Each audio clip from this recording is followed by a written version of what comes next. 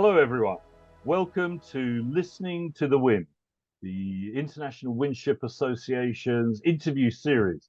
And I'm really delighted to welcome Alex and Yves from Syroco. Hi, guys. Hello, Gavin. Yeah, thank you for joining me. And where are you at the moment? Based in Marseille. So we are in Marseille right now. So beautiful weather, beautiful beaches, etc., etc. Yeah, I would say today it's English weather. Perfect. Please keep it. Yeah. So I'm going to quickly introduce Alex and Yves, and then I'll be handing over to them for their presentation. So Alex is the CEO and co-founder of Syroco. He has long experience with the wind before launching his startup. He was an athlete, multiple kite speed world champion, and 2 times holder of the world sailing speed record. So it's going to be a very fast presentation, I'm sure. The fastest. And Yves is the CMO and also co-founder of Syroco. He has lots of experience with software, data, and AI-oriented startups in Europe and in the US. So we've got the speed guy and we've got the tech guy. What a perfect combination. Fantastic. Okay. So without further ado, I'm going to hand over to the two of you for your presentation. So please go ahead. Yeah, so Syroco, we are a climate tech startup. We are based in Marseille, and our goal is to help maritime transportation industry to do their energy transition. So we launched beginning of the year our digital twin platform called Syroco EfficientShip. So it's a SaaS platform that optimizes the energy efficiency, fuel consumption, and of course carbon emissions of ships. So we'll let Yves continue the presentation. Yes, thanks, Alex. So the basic promise of EfficientShip is to save at least 10% fuel of ships of any kind, and of course to reduce their carbon emissions. So at the core of EfficientShip, there is what we call a digital twin. It's a virtual representation of a ship that is used to compute the most optimized routing depending on weather condition and ship capabilities, to provide real-time voyage optimization advice to the crew, how to trim and tweak the ship in order to follow the route, the speed, and the fuel consumption plan. And of course, to measure the fuel consumption and to measure the savings. So the digital twin, as I was saying, it's a virtual representation of a real-world ship, and it's powered by artificial intelligence, very, very important, in order to represent as accurately as possible the behavior of the ship. This is driven by physics, naval architecture principles, but also data that is collected, of course, when the ship is sailing, but also environmental data about the weather and the condition in which she is sailing. So the idea is that the twin is sailing in parallel with the actual ship, or maybe sometimes as a scout to the actual ship. It's tracking actual performance, expected performance, comparing both, ensuring that the ship is always in the best possible configuration. So a couple highlights. The first one is the what we call multi-objective weather routing, which is really the key to generating the fuel savings. So at the core of the platform, again, we find artificial intelligence, and we use algorithms that run the digital twin on many, many variations of a route, hundreds of thousands of variations, essentially. And we call that multi-objective because you can plug several targets. Of course, the arrival time, respecting the schedule, decrease the fuel consumption, decrease the emission, adhere to certain operating envelope constraints such as wave height, maximum wind speed, ensure the safety of the ship, the crew, and of course of the cargo. So you plug all those constraints into the algorithm, and it delivers essentially what is the optimized routing for these specific constraints. Of course, conditions evolve. The route is recalculated every time the weather condition change, every time the operational constraint change. For example, the arrival time is shifting, or at the choice of the captain, which is of course ultimately responsible for the safety and the performance of the voyage. Then, once the route has been selected, the digital twin is sailing essentially alongside the ship, and it computes in real time the optimized operating parameters, providing recommendations to the crew on how to put the ship in the always optimal configuration to reduce the fuel consumption, while of course sticking to the route and schedule which has been selected as the optimization targets. Part of that is, of course, to maximize usability for the crew. We have seen many routing software which is actually not really used because either the captain doesn't trust the data that is provided, or because it's not practical to use on the bridge in the middle of a storm during the night and whatnot. So the software platform has been designed specifically to be used very easily by the crew, and provides a bunch of useful information, allows to view the detailed weather information, not only encountered now, but also in the future during the voyage, to shift through time, to cycle through different overlays, to understand why this route has been selected.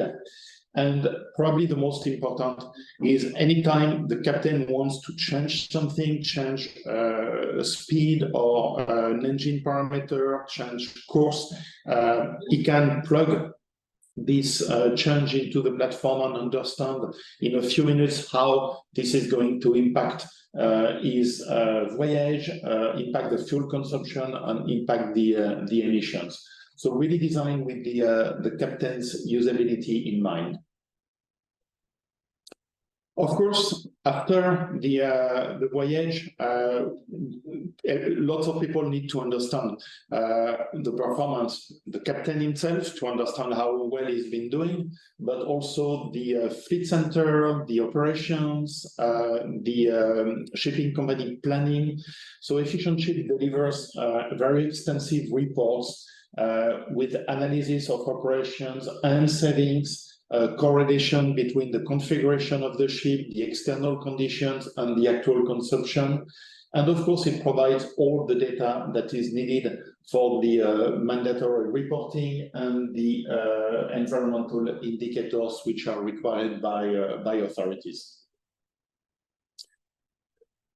Not going to spend too much time on the architecture. I just want to mention that this is a software as a service platform. It's running in the cloud, which gives us the processing power we need to compute those hundreds of thousands of possible routes. It delivers a very robust and user-friendly interface for onboard use. There is no need for any specific deployment on the ship. It's used through any regular internet browser, and it's fully integrated with third-party tools and data when it comes to getting accurate weather forecasts, when it comes to collecting IoT data from the onboard systems. All of that is, of course, connected to the EfficientShip platform. A quick overview of the types of models that are included in the digital twin. Of course, we are looking at hull and how the hull interacts with water, with waves, with swell. We are looking at superstructure and how it interacts with the wind. We are looking at the appendices, of course, at the propulsive chain. And if the ship is wind propelled, of course, which we'll be discussing today, we are modeling very accurately the efficiency of each of the wind assistance propulsion devices which is installed on board. And the model also takes into account the interactions between the different riggings and between the rigging and the hull itself. So just to summarize, at the end of the day, again, the goal is to save fuel and reduce carbon emissions. And this is done thanks to our digital twin, which is a pretty unique concept we have implemented, leveraging physics, data, and AI. Our next generation routing, which uses high fidelity weather and ocean conditions, the onboard real-time voyage optimization, and at the end of the day, the reports that summarize everything that has been done.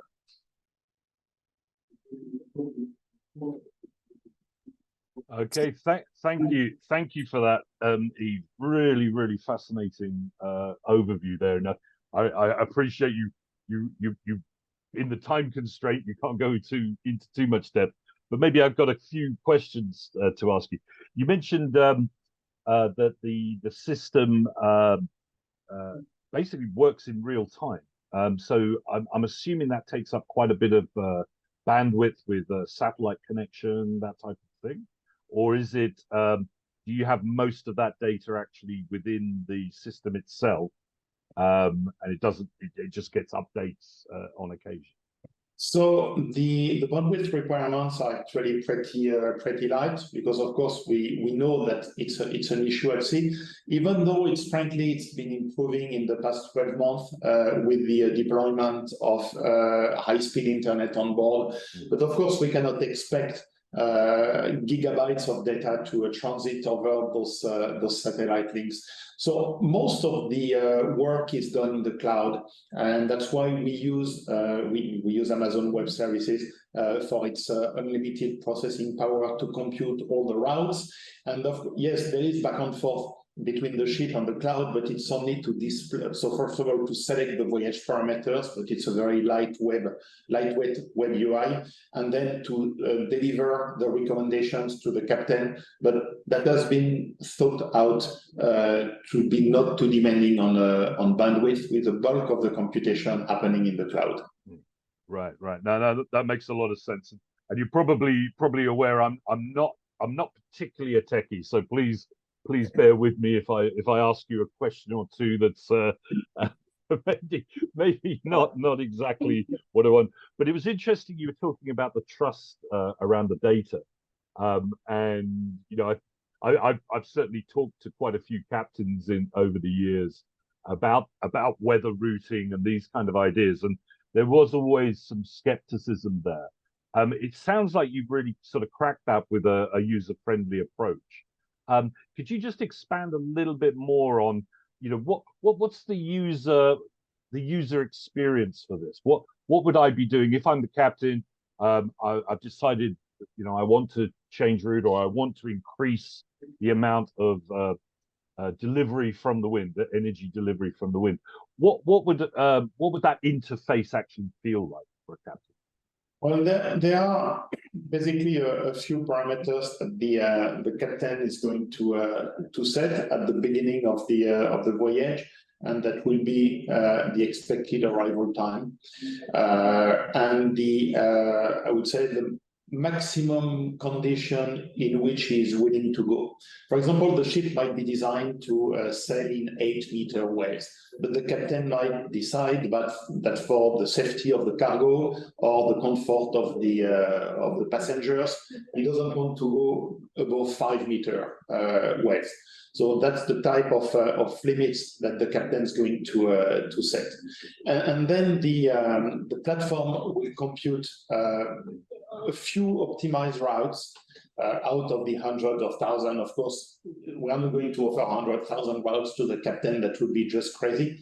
But he will be able to select among the few routes that have been pre-selected which one he wants to go for. Now, a route is not only a trajectory, it's also a speed profile, and it's also the tweakings of the ship. So, of course, you made a good point. When the ship is equipped with wind propulsion. There are points, time where the propulsion need to be folded or need to be taken out at full power. You need to select the angles of the rigging. So there are actually a lot more parameters with the wind propulsion than there is with a just engine powered ship. So all of those, I would say, rings and tweakings parameters will be provided to the captain as part of the route. Now, once the route has been generated, the captain will be able to shift through time. There's a slider at the bottom of the screen, essentially. So he's going to see, okay, in 48 hours, I'll be there, and the conditions in which I will be evolving will be those conditions. So the position of the ship is moving on the map, and so are the expected weather conditions. This is very important for acceptability, because the captain will understand, okay, today at this location, there is no wind, but in 48 hours, there will be wind. Therefore, this is why the platform is sending me this way instead of that way.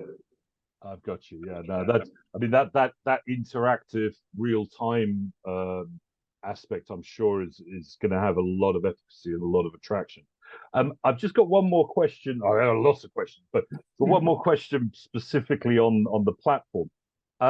You have there was a whole list on one of the slides of the various appendages, wind propulsion technologies, etc.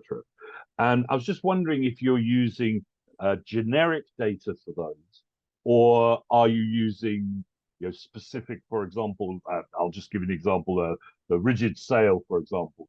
There are 5 or 6 providers of different sails. Yes. Are you using the specific data from each of those, or is it more of a generic stimulation of no, it's super specific. We are getting, we have close relationship with those solution providers. We are getting extremely accurate information on the behavior of their cells. So we will have the different. So yes, the slide you saw was generic, but we actually have models for each of the solutions out there. Now, each of the solutions, it's even changing, because when you implement a system, it will have different size, different surfaces. So then those need to be tweaked for the specifics of the system that's actually deployed on the ship. But it's essentially input parameters for the models. Right, I've got you. And so that follows me on to the second part of that question. Is there a feedback loop to the tech providers? So are they receiving back information around these simulations so they can improve, adjust their designs, etc.? Absolutely, yeah. We are working with them. It goes both ways, and that's the type of. So not only the result from the simulation, but the result from actual onboard data is also shared between the platform. That's part of our IoT connectivity, getting the performance data and then working with the providers to help them also get their systems better. Yeah, so Yves, that's always a good business model when you're reaching out to the market, where you've got revenue streams going in both directions. Indeed. So I've got a couple of additional questions, so maybe a little bit more general and sort of opening out. Yeah, we're obviously seeing a big development in wind propulsion. There's a lot of momentum in the market at the moment. Obviously we've heard that your system, your platform is a pretty sophisticated platform. It's got that real-time aspect, in real-time aspect to it. But how effective are the other sort of wind propulsion optimization technologies that we have at the moment? We have a whole array of sensors. We have obviously the other weather routing technologies, but also around the systems integration. Integrating all of this into, for example, the energy management system. How the ships are operating. How effective is this at the moment? Well, you have to you have to view the wind propulsion equation as a holistic equation. You cannot take each system independently and tweak only one of them. So the sensors that are helping the wind devices work better, of course, they are super useful. But then you also have the sensors on the engine and on the gear reduction systems, etc., which help the engine perform better. But all of that need to work together in coordination. And this is really the approach we're taking with the digital twin, is to have a holistic view of the ship and all of her systems that relate to energy and propulsion forces. And we are not looking at maintenance of the generators or stuff like that. It's clearly a very different thing. So, we have made the choice to interface with existing platforms. We don't want to become the ERP of the ship, or we don't want to become the IoT platform of the ship, but we want any data set that is available, the digital twin will be able to use, both to create the models and then to refine them, and we have a permanent feedback loop in place in order to improve the accuracy of the twin. Okay, that's great. That's great. And Alex, I've got a question on that sort of wider market at the moment. Obviously, this system is not just useful for wind propulsion, but it's useful for alternative fuel development, energy efficiency measures. I'm going to be a little bit cheeky and ask you, where are you seeing the demand mainly coming from? Is it coming from companies that are looking at wind propulsion technologies, or is it coming from the alternative fuel development market, or more the energy efficiency side, bulbous bows, coatings, etc., etc.? I think the focus today of our clients are both saving fuel and saving carbon emissions. Either they are implementing, or they've got wind propulsion system on board, or they are planning to implement one of them, or they don't plan any kind of WASP system implementation. So the focus is really to find solution to have a more efficient way to sail their ship. So if I was a customer coming to you, probably the question is going to be around the efficiency issue. Yeah, how much fuel are they going to be able to save, and how much carbon emission they're going to be able to save? Yeah, right. Which obviously is going to be increasingly a big question. So if I'm a customer and I'm coming to you and I say, look, yeah, I want to save fuel, I want to save emissions. Do you then plug this in, give me, say, 3 or 4 options on the technology packages that I could consider? So, maybe you should be looking at putting a wind propulsion system on, change your bulbous bow, and a new rudder system or something like this. Is it a package option, or do you just run the parameters and this throws out lots of data which they then have? And we can help them both ways.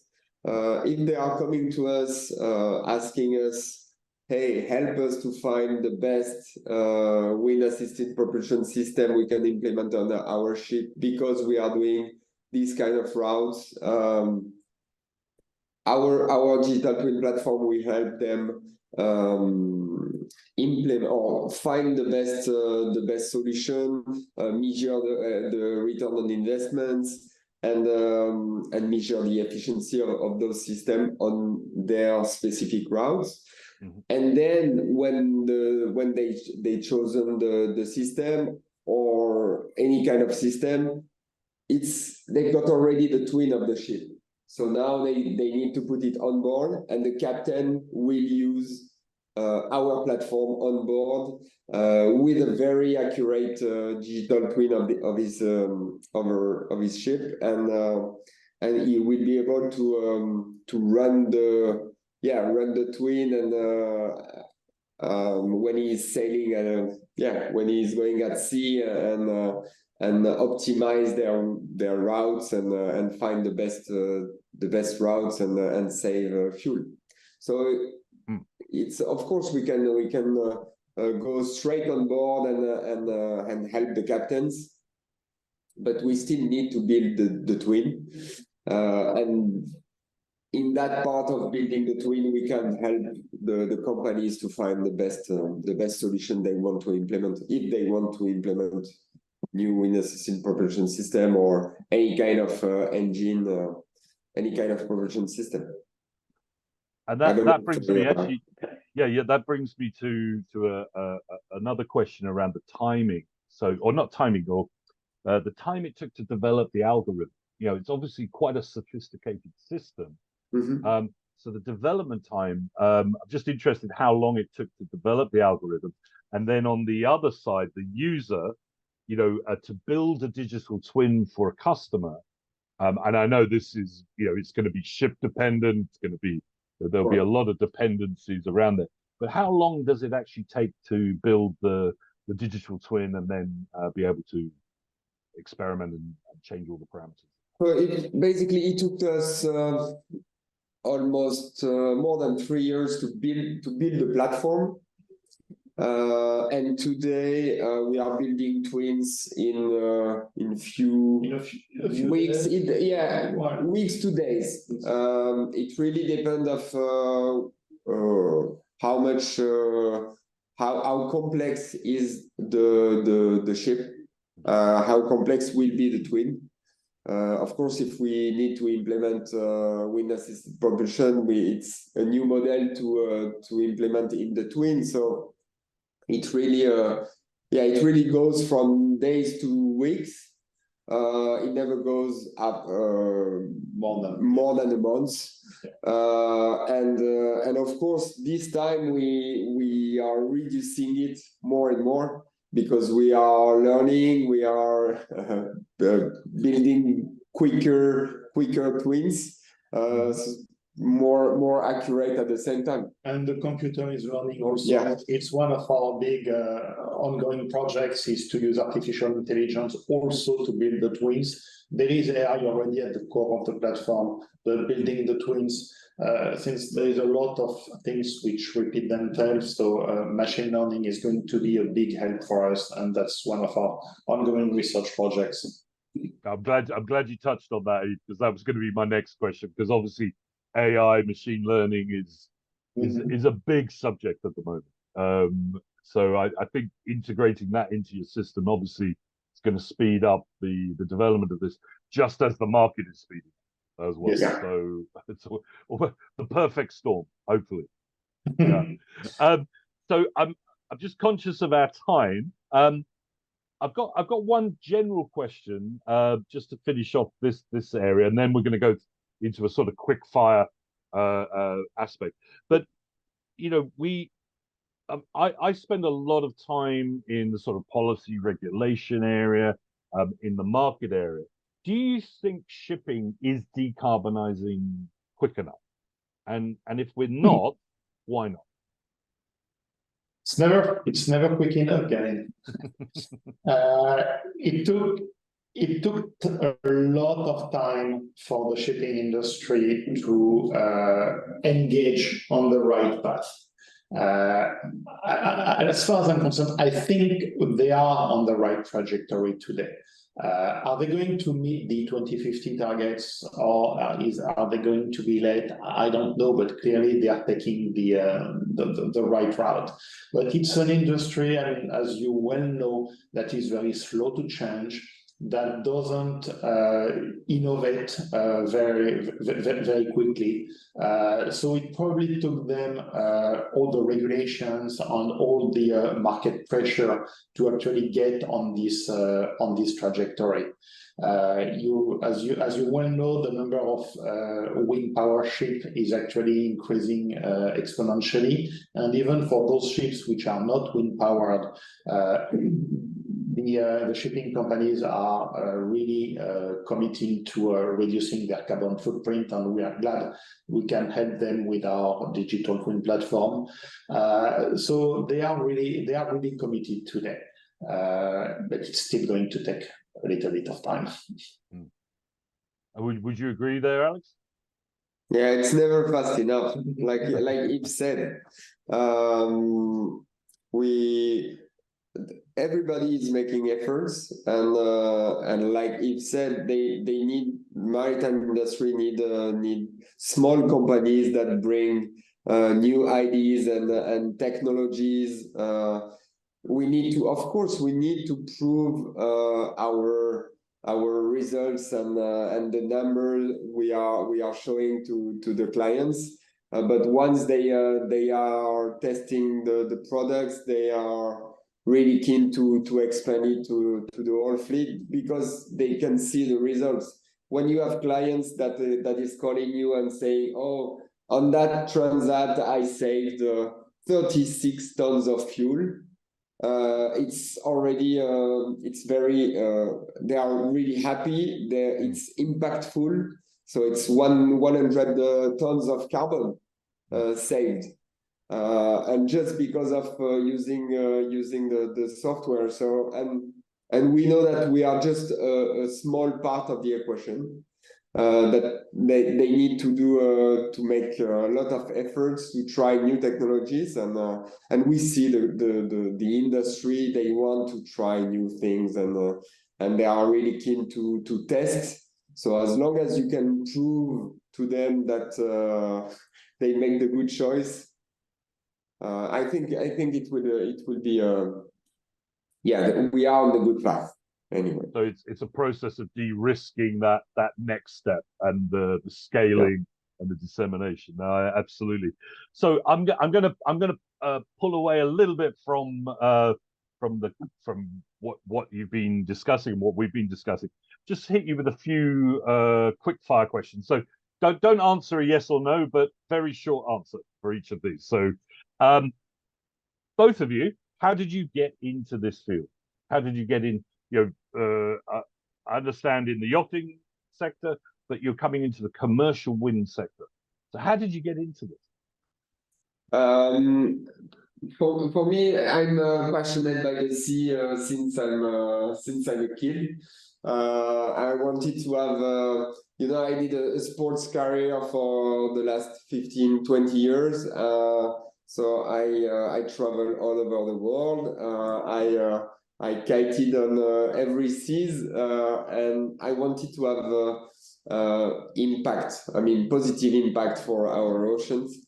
So when we met with my partners, we shared the same goals. That was what we can do to make our oceans better, and find solutions. So we started like that, with the idea to bring solutions to the maritime industry to decarbonize. So yeah, that's my answer. I don't know. And Yves, did he convince you to do this, or did you convince him? Yves got some ways to do it. No, Alex actually, Alex sold it to me. So as I said earlier, I'm coming from the startup world. I am a technology marketer, and I just saw an opportunity to apply the recipes we've been applying in very different kind of domains. But at the end of the day, software is eating the world. It's all about leveraging data, and the maritime industry is no different than other industries have been marketing and selling software to before. So I saw an opportunity to leverage my experience in those fields and to join an impactful project, which I found very exciting. Great. No, fantastic. Yeah, obviously you didn't choose the easiest tech area. Probably the most challenging and of course the most impactful, because when you look at the other industry, sometimes they are a lot in advance. When you see airline companies, they are using energy efficiency software for the last 15, 20 years. Indeed. So maritime was a good way. a good challenge, a good challenge. So my next question is, what are your next steps? So very, very short. Do you have expansion plans that you can share with us? What's next? Also, more work on AI. It's super important. It's already everywhere. As you've seen, it's helping weather forecasting in our platform. It's already helping with the routing. It's helping with the decision making for the crew. So more AI in the platform. And AI isn't the scary thing. No, it's not scary. It needs to be used properly, but it's not going to replace humans. The rise of the machine is not for tomorrow. That's good. That's good to hear. That's good to hear. And to do that, we need money. So we are going to raise funding. We are bootstrapped. We have business angels who are supporting us. In 2024, we'll go after impact funds with climate tech investing phases, and we'll raise a bunch of money to deploy our business globally. Fantastic, fantastic. And on that point, are you hiring at the moment? Always. Yes. We need to find passionate people. Like Yves said, artificial intelligence is one of the key for the future. So we hire data scientists, we hire software developers, always. So yeah, send us your resume, and maybe Gavin, you could be a part of the team. Who knows? Yeah. Okay. All right. But with my technical background, email is challenging for me. So Okay. and I'm just going to ask you one final question. We get questioned a lot, and I think maybe you've touched on this already. What are the most common questions that you get asked by clients and also by the tech providers as well, when they're delivering the data sets to you? What questions you're being asked by your customers and by, if you like, your suppliers? Customers, I think it's how much I'm gonna save. Either The carbon bottom or line, fuel. yeah. Bottom line. Okay. Carbon or fuel. It's one of the buzzword of our clients. Mm-hmm. And then technology providers. How can you help us win this deal? How can you help us prove we have the best solution? And we are neutral, but if the solution is efficient, we will prove it using our platform. We consider ourselves was enablers. Yeah. I like that. That's almost the perfect expression to end the interview. Thank you. Now I'm gonna back off for a second and give one of you the opportunity to just give us a closing statement, a takeaway for the audience. So I'm not sure who wants to do that, but please go ahead. Yeah. So we think that technology is really the most efficient enabler of carbon reduction, and we really look forward to getting our digital twins powered by AI on all merchant ships in the world, therefore contributing significantly to the energy transition of the maritime transportation space. Okay, fantastic. So I'd just like to wrap this up with saying, a big thank you to Yves and Alex from Syroco, the wind propulsion enablers. I like that. And good luck with all your plans. Just one final question. If people watching this wanted to come and see you in person, are you going to be at any events or activities over the next few months? Hamburg, beginning of December. Nantes at the end of November. Marseille at the end of January for your maritime.